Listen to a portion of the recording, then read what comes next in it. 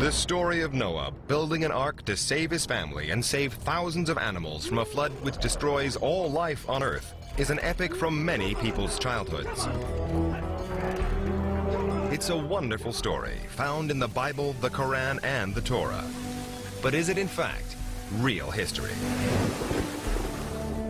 Now the technology exists to examine this well-known epic with the eyes of science. We will weigh out the evidence from archaeological finds in Iraq. We will examine the proof that a global flood did cover the whole planet.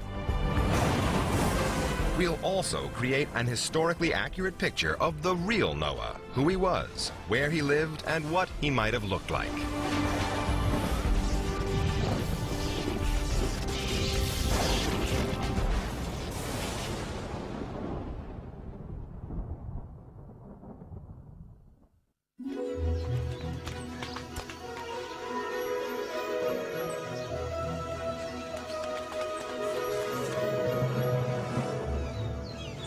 The story of Noah is told in the book of Genesis, in the Bible and the Torah.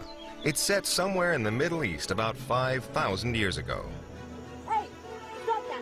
Noah's family includes his wife, his 3 sons, Shem, Ham, and Japheth, and their brides. Noah stands out as a good person, the only virtuous man left in a world that had become filled with corruption and violence. He is described as a wine grower, a claim that has an authentic ring to it, as wine was grown in the Middle East as far back as 3000 BC. And this reference also provides a rare insight into Noah's character. After the flood, the Bible says Noah planted the first vineyard. But it also tells us that Noah had a weakness. Having made the first wine, the story goes that Noah drank too much of it. In fact, one night, this holy man collapses naked and drunk.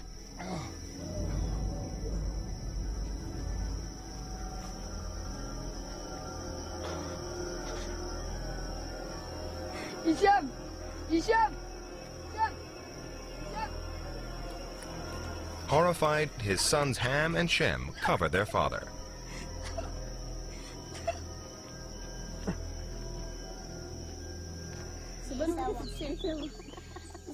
In the morning, Noah is embarrassed and perhaps suffering the first ever hangover. He curses the sons who saw him naked.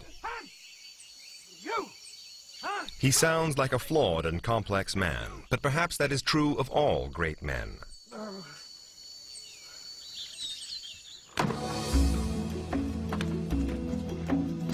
But Noah was probably a very reliable man because God gives him a very big mission.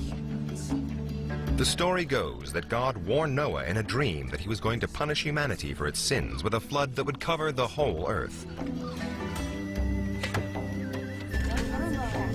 To save Noah and his family, God told him to build a boat of wood and to line it with pitch inside and out.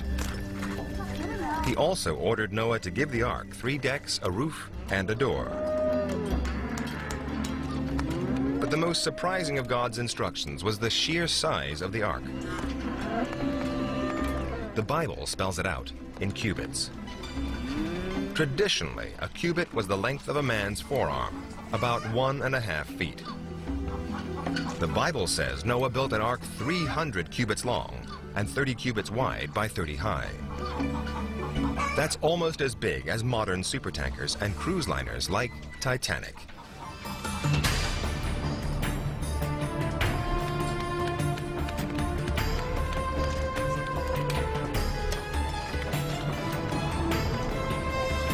Nearly 450 feet long, it would have been a magnificent sight. Certainly the biggest boat in the ancient world.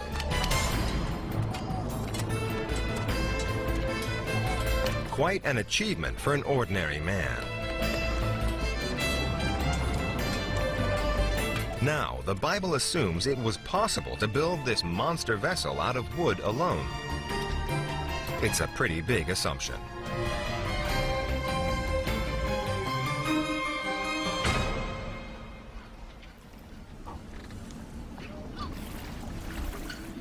The familiar image from the storybooks and cartoons of our childhood is of a huge wooden ark with the animals marching inside 2 by 2.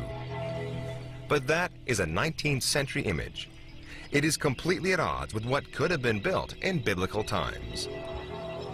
According to Tom Vosmer, an expert on ancient boats, not even 19th century engineers could have built a 450-foot ark out of wood alone. They had to use steel frames inside much smaller wooden boats just to keep them afloat.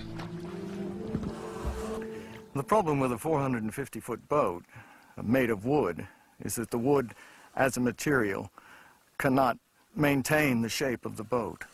And the boat would start to distort at sea, the seams would open up, and it would sink.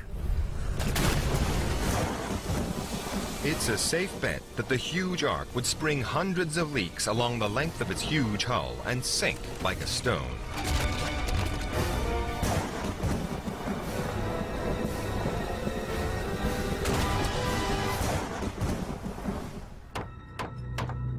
That's not to say Noah didn't build an ark.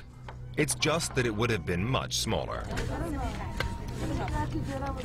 Then there's another problem. How could he cram 2 of every different kind of animal into the ark?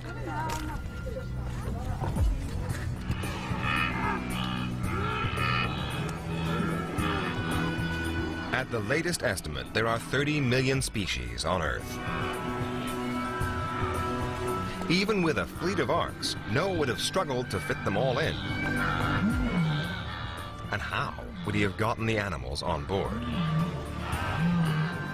Did he personally go and fetch them, or did they come to him? It is something Noah would have had to consider, especially since he had a pressing deadline. Noah had just 7 days to find all the animals and get them on board. 30 million species in a week. Noah would have needed to load them at the rate of 50 pairs a second. But if one assumes a more realistic loading rate, then it would have taken Noah at least 30 years.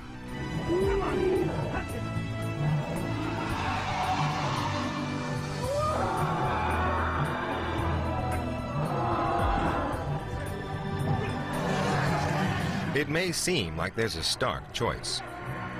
Dismiss the story as myth or appeal to the hand of God. But there may in fact be another explanation. The instruction to load all the animals could have referred only to all the animals in Noah's part of the world.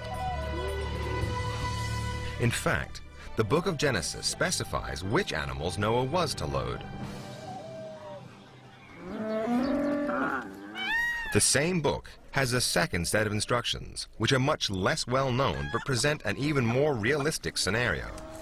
Noah is told to take 7 pairs of clean animals. Clean animals were those considered suitable for ceremonial sacrifices to God.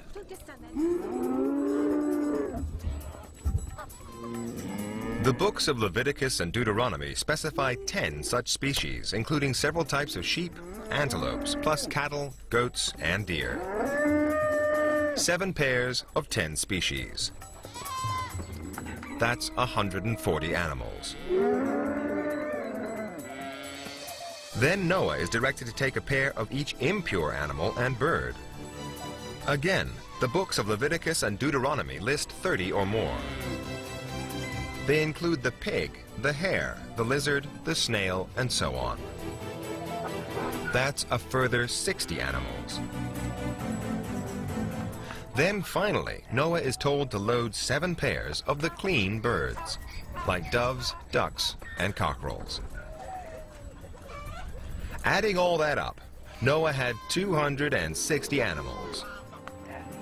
That's child's play compared to 30 million. Especially if you discount the elephants, kangaroos, and reluctant camels.